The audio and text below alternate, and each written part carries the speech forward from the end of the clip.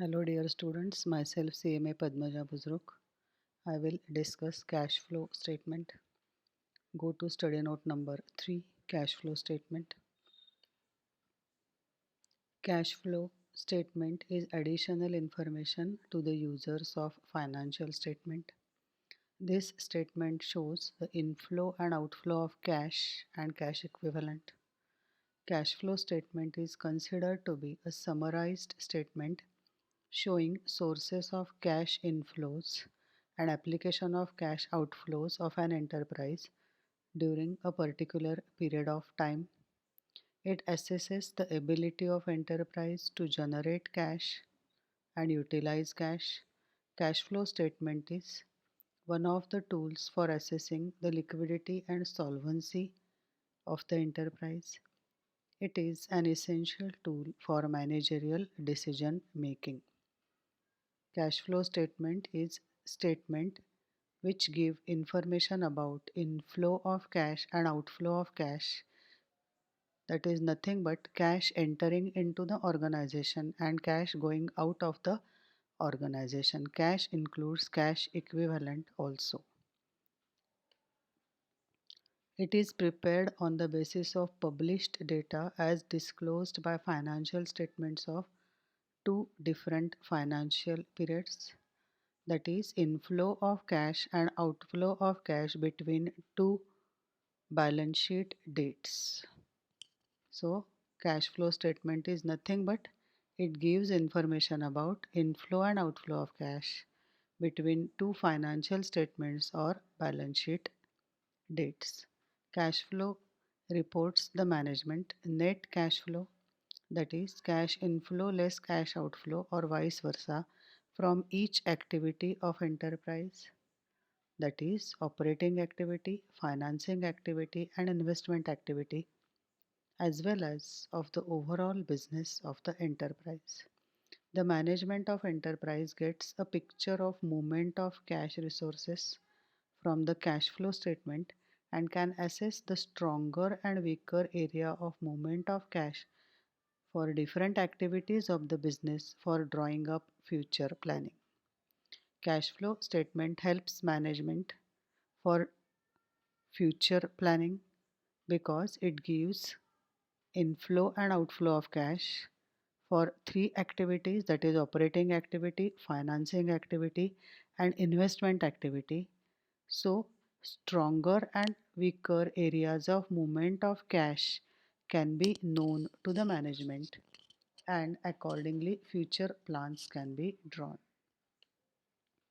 As per AS3, cash includes cash in hand including balance of foreign currency, cash at bank and cash equivalent.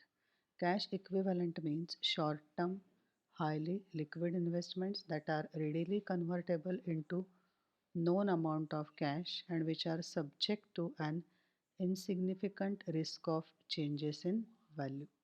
So in short, cash equivalent means short-term marketable securities. An investment of short maturity, say 3 months or less from the date of acquisition, is generally considered as cash equivalent. Equity investments are not considered as cash equivalent because of high market risk. Investment in call money market mutual funds, repo transactions, badla transactions are usually classified as cash equivalents. Repo transaction is repurchase agreement. It is a form of short-term borrowing for dealers in government securities. The dealer sells the government securities to investors, usually on an overnight basis, and buys them back the following day. As he is buying them back the very next day, it is known as repurchase or repo transaction. Badla transactions are banned by SEBI. Badla is the price payable by buyer to carry over his speculative purchase to the next settlement. Applicability of cash flow statement. Cash flow statements are to be prepared by all companies But the Act also specifies a certain category of companies which are exempted for preparing the same. Such companies are. That means following companies need not prepare cash flow statements. These companies are one person company, small company, and dormant company. One person company means a company which has only one single person as its member. A small company is a private company with a maximum paid up capital of 50 lakhs and a maximum turnover of rupees 2 crores. A dormant company is an inactive company which is formed for some future projects or only to hold an asset and has no significant transactions. Presentation of cash flow. Cash flow statement must depict the cash flow within the period, classifying them as operating activities, investing activities, and financing activities. Operating activities. Cash flows from operating activities predominantly result from the main revenue generating activities of an enterprise and other activities that are not investing and financing activities.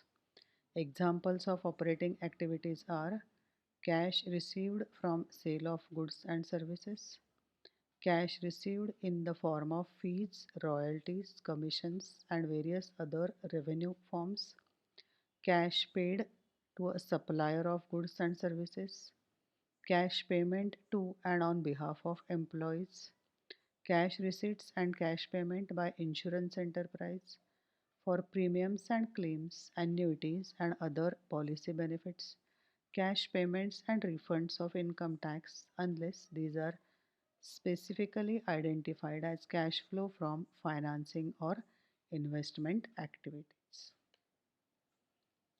Investing activities. Investing activities are the acquisition and disposal of long-term assets and other investments which are not included in cash equivalent. It also includes loan given and its return. For example, cash paid for acquiring fixed assets, cash received from disposal of fixed assets, including intangibles, cash paid for acquiring shares, warrants, or debt instruments of other companies, these are investments, and interest in joint ventures, cash receipt from repayment of advances and loans made to third parties. This does not include loans and advances made by financial institutions as these fall under operating cash flow because the main business of the financial institutions is to give and take loan, provision of finance. And that is the reason why, in case of financial institutions, l- loans and advances made come under operating cash flow. Cash advances and loans made to third parties. This does not include loans and advances made by financial institutions as these fall under operating cash flow. Dividend received, interest received on investments. So in case of investment activities, just keep it in mind, you have to think about asset side of the balance sheet. If you purchase any asset by paying cash, it is cash outflow. If you sell any asset for cash, it is cash inflow.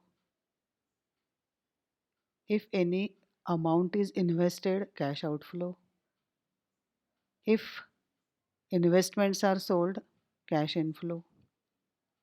If advances and loans are given, cash outflow. If advances and loans are returned back, it is cash inflow. Dividend and interest received on investment, it is cash inflow. All this will come under investment activities. For investing activities, you have to think about asset side of the balance sheet. Financing activities. Financing activities are those which bring change in composition and size of owners' capital and borrowing of an enterprise. Example, cash received from issuing shares and other similar securities. Cash received from issuing loans, debentures, bonds, notes, other short term or long term borrowings. Cash repaid on borrowings. Cash payment to owners to acquire or redeem enterprise shares. Dividend paid on share capital. Interest paid on borrowings. For financing activities, think of liabilities side of the balance sheet, that is share capital and loans and advances. If company issues shares, it gets cash, receives cash, it is cash inflow. But if it redeems shares, buy back shares, it is cash outflow. If it issues debentures, if it gets loans from banks and financial institutions, it is cash inflow. But for repayment of redemption of debentures and loan, it is cash outflow. Dividend is paid on capital, interest is paid on borrowings. This is cash outflow. All this will come under financing activities.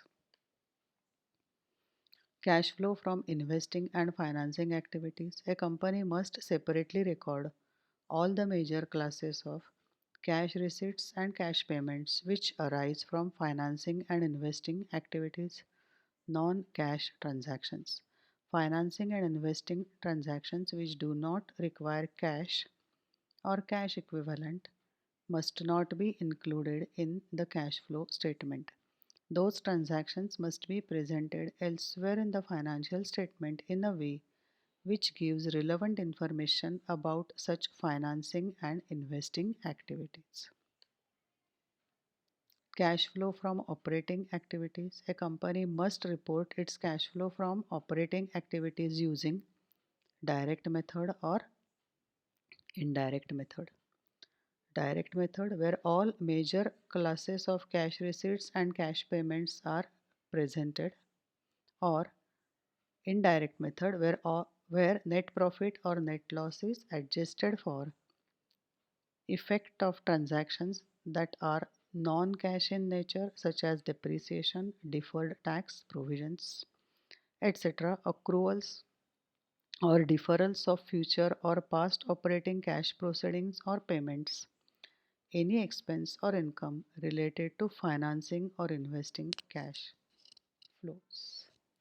So, for operating activities, there are two ways of preparing cash flow from operating activities, and these two methods are direct method and indirect method.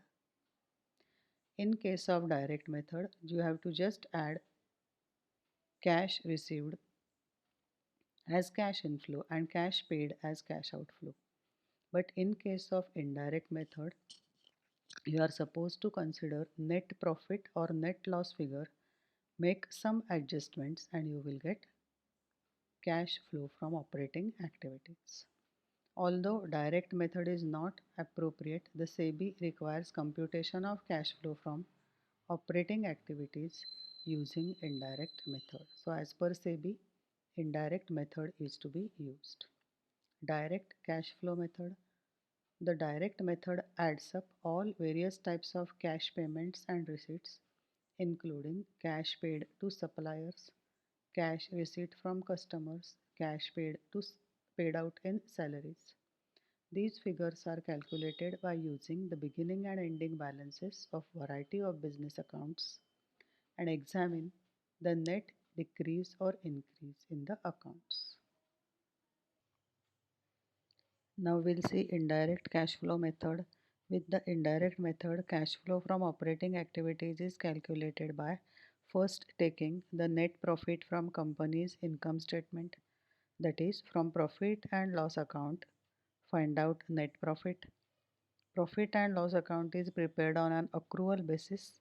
Revenue is only recognized when it is earned and not when it is received. Even if the revenue is outstanding, income from sales and rendering of the services is outstanding, still it is recognized in profit and loss account even if it is not received.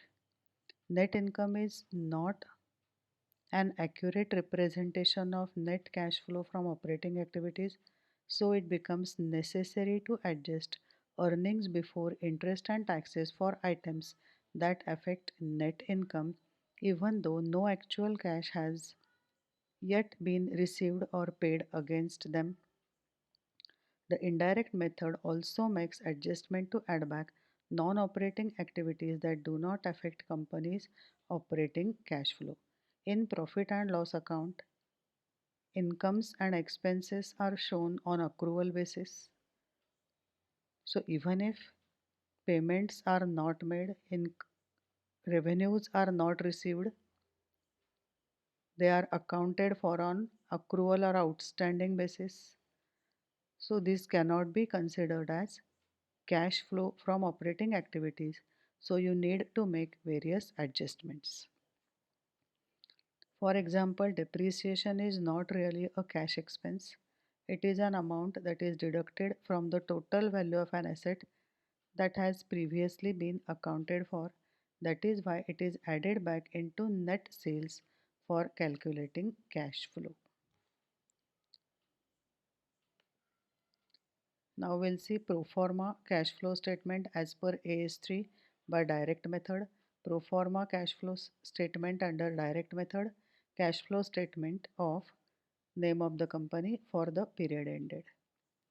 A is cash flow from operating activities.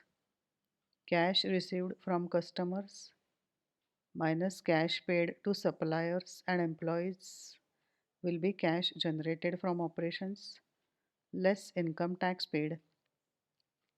Cash flow from operating activities before extraordinary items.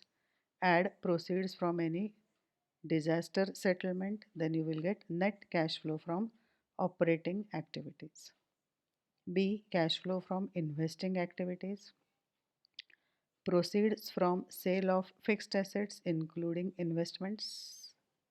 If any assets are sold or investments are sold, take it here, inflow. Less purchase of fixed assets including investment.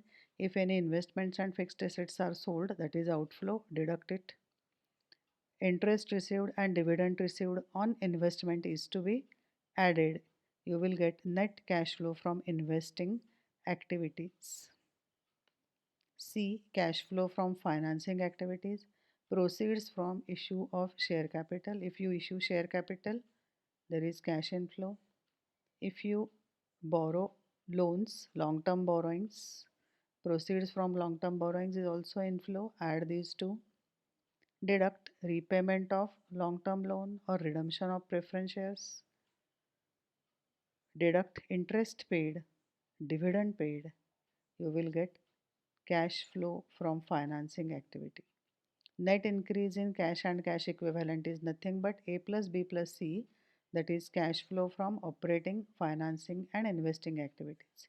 In this, add opening cash and cash equivalent, that is nothing but opening cash and cash equivalent from opening balance sheet. Then you should get cash and cash equivalent at the end of the period, that which is shown in the closing balance sheet. Notes: figures of cash sales can be directly taken from cash book, but collection from debtors can be arrived at by credit sales plus opening debtors minus closing debtors. Cash purchases can be obtained from cash book. Cash paid to creditors can be obtained from credit purchases plus opening creditors minus closing creditors. Interest and dividend are investment cash inflows and therefore to be excluded from operating activities. Interest and dividend received are to be shown as inflow in investment activities. Interest expense is financing cash outflow because interest is paid on borrowings, so it is outflow. It is to be shown in financing activities, interest paid. Tax provision is not cash expense. Advance tax paid should be treated as tax cash outflow. Now we'll see pro forma cash flow statement under indirect method. Cash flow statement of name of the company for the period ended. A. Cash flow from operating activities. Net profit for the period before tax and extraordinary item you have to take from profit and loss account. In that, add adjustment for non-current and non-operating items charged to profit and loss account. Whatever has been debited to profit and loss account, which is non-current and non-operating, you are supposed to add back. Depreciation because it is non-cash expenses. Interest paid because it is financing activity. Foreign exchange loss, it is not operating activity. Loss on sale of fixed asset and investment, it is not operating activity. That is the reason why whatever you have debited to profit and loss account, which is non-current and non-operating, add it to net profit before tax and extraordinary items. From that, you are supposed to deduct adjustment for non-current and non-operating items credited to profit and loss account. It is not charged to, credited to profit and loss account. Interest earned, dividend earned are to be deducted because it is income from investing activities. Profit on sale of fixed assets and investment, it is also to be deducted because it is not operating activity. You will get operating profit before working capital changes. Add increase in current liabilities and decrease in current assets. Less, that is deduct increase in current assets or decrease in current liabilities. You will get cash generated from operations. Deduct income tax paid. Add proceed from any disaster settlement. You will get net cash flow from operating activities. Cash flow from investing activities and financing activities will be same from both direct as well as indirect methods. For both the methods, it is same. B. Cash flow from investing activities, proceeds from sale of fixed assets including investments. Fixed assets if or investments if they have sold, it is inflow. From that deduct purchase of fixed assets including investment, it is outflow. Add interest received, dividend received, you will get net cash flow from investing activities. C. Cash flow from financing activities, proceeds from issue of share capital. Issue of share capital is inflow. Proceeds from long-term borrowings, add these two. Deduct repayment of long-term borrowing including redemption of preference shares. Deduct interest paid, dividend paid, you will get net cash flow from financing activity. Add these three A, B and C, that is cash flow from operating, investing and financing activities. You will get net increase in cash and cash equivalent. In that, add opening cash and cash equivalent as per opening balance sheet, and you should get closing cash and cash equivalent as per closing balance sheet. In this particular video, we have seen cash flow statement as per AS3. Operating activity, we have seen both the methods, direct and indirect method, financing activity and investing activity. Pro forma cash flow statement as per direct and indirect method is also discussed. Thank you.